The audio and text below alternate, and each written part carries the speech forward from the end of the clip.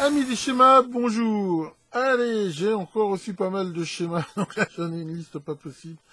Alors tiens, allez, aujourd'hui là je prends 5 minutes, enfin 5 minutes, un petit peu de temps pour analyser alors simplement 2 schémas que nous allons découvrir ensemble.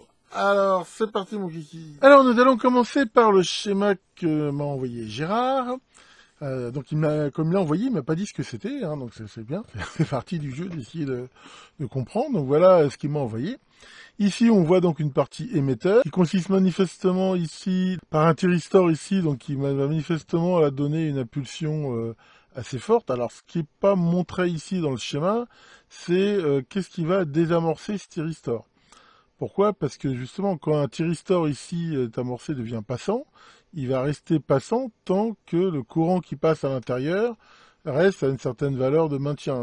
Ici, comme il n'y a qu'une résistance, c'est assez bizarre. En fait, généralement, dans un cas comme ça, mais là c'est pas montré, il y a aussi un condensateur qui fait que une fois que généralement c'est plutôt un condensateur qu'on va décharger pour donner une impulsion. Enfin bon, mettons que ici c'est pas le plus important du schéma. En gros, ici, ce qu'on peut voir, c'est qu'il va y avoir donc une impulsion ici à 100 volts en même temps, une impulsion donc assez balèze. Cette impulsion ici, on voit qu'elle va passer à travers tout ce réseau ici et arriver là donc sur une BNC où il y a une sonde. Alors on a une info ici sur la sonde, la sonde piézoxyde, 3 MHz, 10 MHz. Bon ça honnêtement ça va tout de suite éveiller mon attention parce que c'est typique des sondes qu'on utilise en échographie et ultrason ici. Donc là je me suis dit bon ça manifestement c'est un système d'échographie qui ici donc va envoyer une impulsion et derrière on va analyser ici son écho grâce ici après à ce récepteur. Donc voilà déjà un petit peu globalement, encore une fois, on peut voir ici un petit peu le cheminement du signal, ici. On voit aussi qu'au niveau des alimentations, donc là il y a ce 100 volts là, mais sur lequel on n'a pas beaucoup d'infos, et ici, 2 indications, alors on connaît ni la tension ni les valeurs de résistance, mais on voit quand même que c'est une alimentation symétrique par rapport ici à la masse. Encore une fois, là si on applique la méthode là en continu, on voit qu'en continu ici, le condensateur, là, c'est comme s'il n'était pas là. Donc, manifestement, il y a strictement rien ici qui passe là. Une sonde ici, faut voir aussi comme c'est un élément piézoélectrique. Je veux dire, en continu, c'est isolant. Et on retrouve ici un condensateur en sortie. Donc, ici, on aura 0 volt. Ici, on voit que cette partie-là, à la limite, elle est complètement passive. Ici, on continue. Ensuite, on va regarder un petit peu ce réseau-là, qui lui-même est complètement isolé ici par ce condensateur-là. Donc ici, c'est pareil, cette partie-là, je veux dire, en continu, là, on va l'étudier plus en détail, mais elle est complètement isolée du signal en entrée et ne fournira aucun signal en sortie en continu, de par la présence ici de ces condensateurs. Alors ça fait partie, ce système-là, de la grande famille des montages avec des diodes qu'on appelle des conformateurs, en fait. L'idée ici, c'est que on va se baser ici un petit peu sur les diodes ici, quand on les monte comme ça, c'est pour profiter un petit peu de leur effet de seuil et faire que, là, qu'il va y avoir ici, quand l'impulsion va arriver, il va y avoir ici déjà, alors je connais pas non plus la valeur des résistances, mais je veux dire, un certain courant qui va passer ici dans cette résistance et qui va donc engendrer une tension qui, dès qu'elle passera ici le seuil, arrivera ici dans cette résistance, et ainsi de suite. Donc selon ici les valeurs des résistances, on peut voir qu'ici on a une sorte de système en échelon, ici, et qui fait quand même que si on regarde bien, à la fin, pour que le signal arrive là, il faut au moins qu'il dépasse ici le seuil de 4 diodes. Alors, mettons que c'est des diodes silicium, encore une fois, c'est pas précisé dans le schéma, donc 0,6 volts. On voit que de toute façon, on aura au moins, je veux dire, un système ici qui fait que il y aura aucun signal ici tant que la tension ici est inférieure à 4 fois 0,6 volts, donc à peu près 2 volts 4 à peu près. Donc voilà ici ce système-là. On voit que aussi c'est symétrique, c'est-à-dire que c'est vrai non seulement pour un signal positif, on va dire que négatif ici. Et alors, c'est vrai que ici, selon les valeurs de résistance aussi, ça peut, je veux dire, que la diode devient passante, prendre plus ou moins de courant, et donc changer un petit peu l'onde ici. Enfin voilà, on va dire que ce truc-là, c'est quelque chose qui, au minimum, je veux dire, limite un petit peu pour, je veux dire, de pas avoir de parasites de bas niveau ici à cet endroit-là. Et bah, selon les résistances ici aussi, peut aussi faire une sorte d'atténuation par pas, mais ici, sans les valeurs de ces résistances ici, c'est pas très facile à dire. Donc ici, on a ici cette sonde, et derrière qui est chargée ici par cette résistance-là, et qui arrive ici.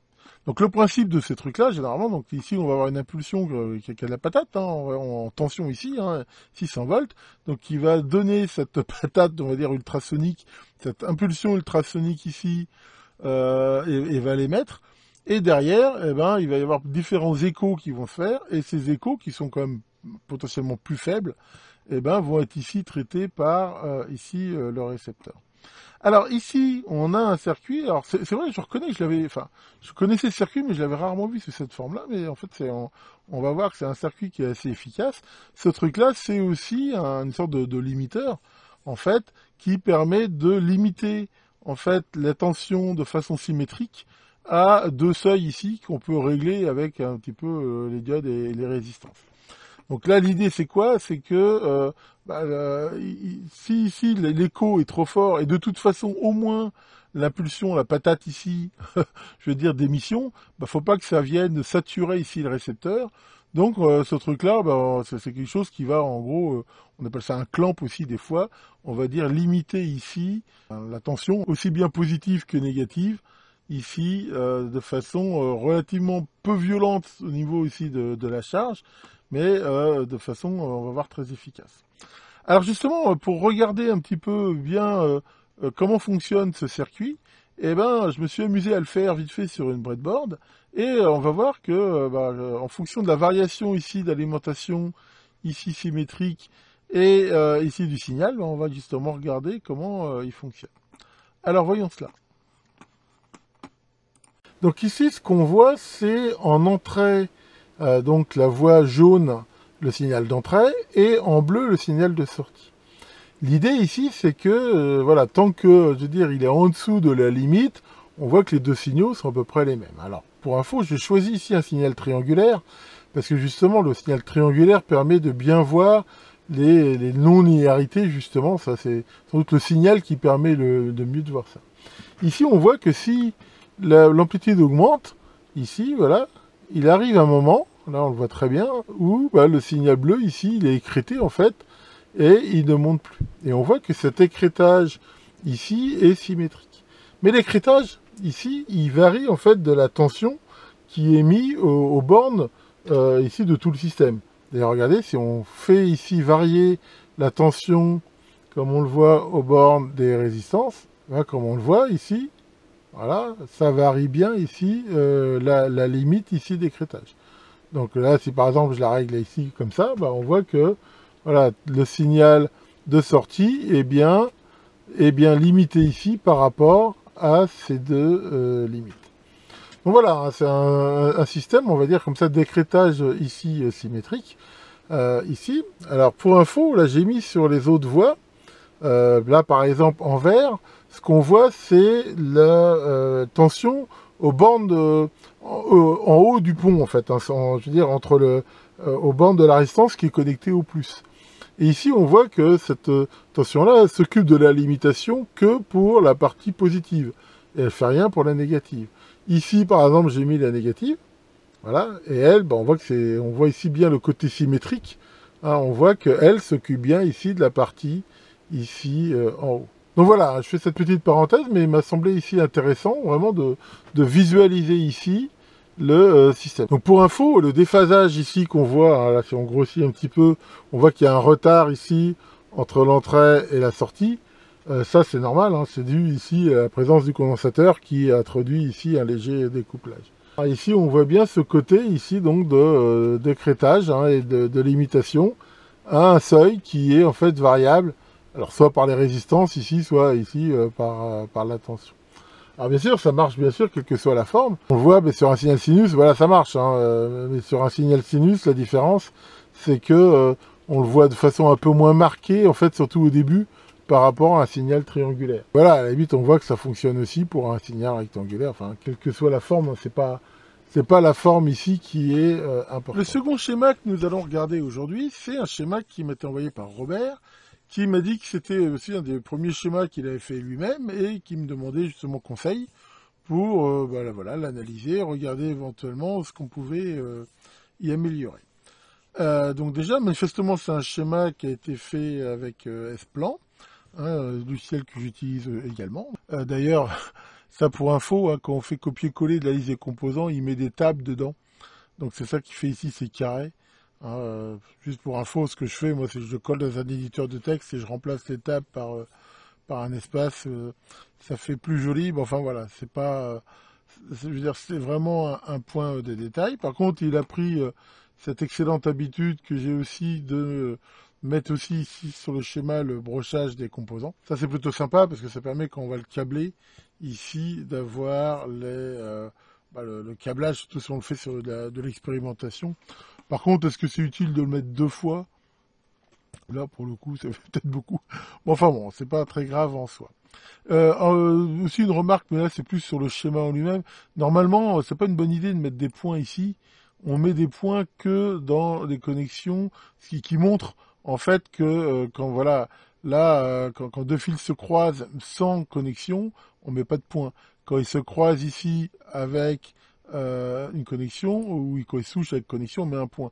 Mais mettre des points ici, comme ça, je pense que ça alourdit le schéma et ça apporte rien. Donc bon, c'est pas gênant en soi, mais honnêtement, je pense que c'est pas une très très bonne idée. Alors sur le coup, ce montage, à la limite, il n'avait pas caché sa fonction, donc c'est un testeur de continuité. Comme tout testeur de continuité, l'idée ici, c'est de biper en fait ou donner une indication lumineuse. Quand on va passer ici entre les deux sondes, il va y avoir ici une certaine tension ici quelque part. Alors, au niveau de l'alimentation, on voit que c'est alimenté ici en 9 volts. Donc, vu la valeur, c'est probablement une alimentation par pile. Donc là, ici, on voit, c'est manifestement l'interrupteur qui permet de le mettre en route ou pas.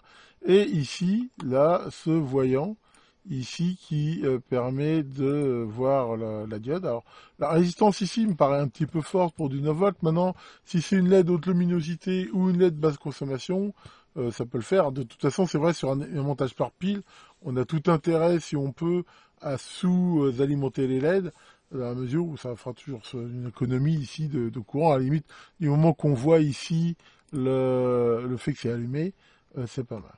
Donc ici, il y a un découplage du circuit intégré. Alors, en même temps, on va voir que c'est un comparateur. Donc, c'est toujours excellent de découpler les... Enfin, je dirais même que c'est même... il est indispensable de découpler les comparateurs. Alors, là, on ne le voit pas sur le schéma, mais il faut que ce condensateur-là soit le plus près possible ici du circuit. Alors, justement, on va regarder un petit peu le principe. Alors, le circuit ici, qu'on voit, c'est un LM393. Alors, en regardant comme ça, on pourrait croire que c'est un amplificateur opérationnel, mais que nenni. C'est un comparateur. Alors, j'ai toujours pas fait, même si je travaille cette fameuse vidéo sur les comparateurs et les ampli-op. Enfin, en gros, le principe, c'est quoi? C'est que on les utilise généralement sans contre-réaction, ici en boucle ouverte, et surtout que la sortie ici n'est pas une sortie, on va dire, symétrique. Souvent, c'est une sortie logique, vu que l'idée, c'est de donner en fait une information logique si une des broches est supérieure ou pas à l'autre. Alors, pour voir comment fonctionne ici ce comparateur-là, faut le voir en fait comme une sortie, c'est une sortie à collecteur ouvert. En gros, il y a un transistor ici qui est entre la sortie ici et la masse, et en gros, quand la sortie est censée être à 1, et ben ce transistor ici est bloqué, c'est-à-dire en fait la sortie si elle est en l'air, et quand la sortie est censée être à 0, et ben il est saturé, et ici, donc c'est comme s'il y avait un court-circuit, on va dire, quelque part, entre la sortie ici et la masse. Généralement, un comparateur, il va comparer un signal variable avec un signal de référence. Ici, on voit que le signal de référence, c'est celui-ci. Ici, c'est-à-dire que lui, on voit que ici, il ne bouge pas ce signal-là. Et celui qui va varier, c'est celui-ci. Et on voit qu'il est sur moins. C'est-à-dire, en gros, que ça inverse. C'est-à-dire que quand la tension ici sur l'entrée moins est supérieure à plus, bah ici, on aura le truc saturé. Ici, donc plus moins, c'est-à-dire que ici, le transistor ici fera connexion avec la masse. Et inversement, quand la tension ici est inférieure, Et ben, comme ça inverse, hein, moins plus, hein, donc ici, bah, la sortie ici sera en l'air. Donc voilà ici comment ça fonctionne. Alors on peut regarder ce qu'il y a à la sortie. Hein. À la sortie, donc il a choisi de pouvoir commander soit une LED, soit un buzzer. Hein, ça c'est l'idée, à mon avis, de pouvoir avoir quelque chose de silencieux ici. Alors là pour le coup, on voit, alors c'est pas, je connais pas ici la couleur de la LED, mais ici on voit que c'est très différent. Ici on voit qu'il y a 1,8K pour cette LED. Ici il y a 300 ohms. Alors que le transistor ici saturé, il va être quasiment ici à la masse. Alors, ça fait une différence qui me paraît assez forte. Alors maintenant, c'est pareil, tout dépend du type de LED ici. Enfin là, pour le coup, elle va consommer et s'allumer assez fort. Et ici, le buzzer. Alors souvent, les buzzers, ça par contre, ça consomme pas énormément. Et voilà, ici, il y a aussi quand même cette résistance. On voit ici que le comparateur, en fait, il réinverse encore le circuit. C'est-à-dire que quand ici, la sortie est à 1, ici, donc elle est en l'air, ben on voit que via cette résistance-là, le transistor T1 est saturé, et donc la LED est allumée ou le buzzer sonne, alors que quand le comparateur ici est à 0, hein, à la sortie, et ben en fait, il court-circuite ici la base à la masse de T1, ce qui le coupe ici. Donc en gros, hein, on peut voir que là, en gros, si on refait la chaîne complète, et ben quand la tension ici est supérieure à celle-ci, d'accord, hein, on voit ici que plus, moins, donc ici, la base est à la masse, et donc la LED, ici, le buzzer sont éteints. Voilà. Par contre, quand la tension ici va être inférieure à ici, eh ben, la sortie va devenir en l'air, donc le transistor T1 ici sera saturé, et donc soit la LED, soit le buzzer ici seront allumés. Donc voilà ici pour cette partie-là. Et alors, dernier point ici, bah là, on voit en effet cette tension fixe. Alors, elle est fixe, mais elle est fixée, comme on voit, vu que c'est un pont diviseur de 2 résistances de 100K, elle est fixée à la moitié de la tension d'alimentation. Donc ici, bah, quand la tension de la pile va baisser, ça sera toujours à la moitié. Mais ici, comme là aussi, on a un pont diviseur, ici, c'est plutôt une bonne chose dans la mesure où le rapport sera à peu près quand même toujours à peu près le même, quoi. Donc si on regarde maintenant l'entrée, on a ici ce fusible et ici ce TVS. Alors ce TVS ici, c'est un transil, hein, j'en ai déjà parlé. Il ne sert ici que de protection si jamais on mesure à un endroit où il y a trop de tension ou quelque chose comme ça.